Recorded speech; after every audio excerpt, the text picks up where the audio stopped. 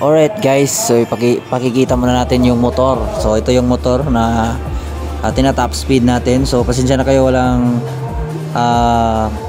walang boses yung camera natin kasi nasira yung mic. So ito yung motor na tina-top speed natin, 215cc, 65 plus 3mm.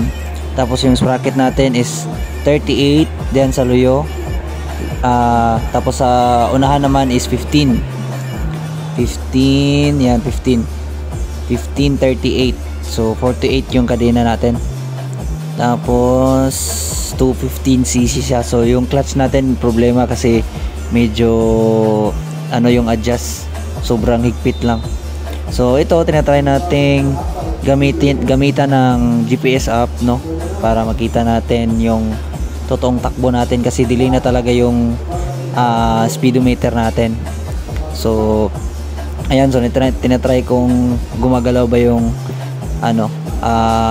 takbo ng GPS natin, yung cellphone natin. So mukhang gumagalaw naman siya. So ito, try na natin.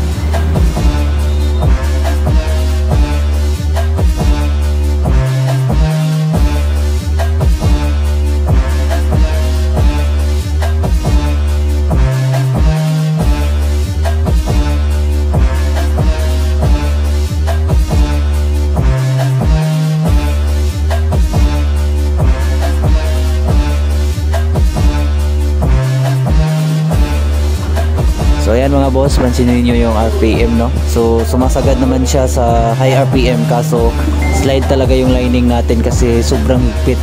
Ayan, pansinin nyo. So gumilid muna ako tapos titignan natin yung GPS app.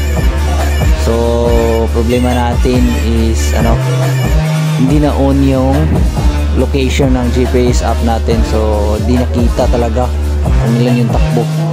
Tapos wala tayong cellphone holder, yun yung problema talaga. Yan, so wala, zero talaga.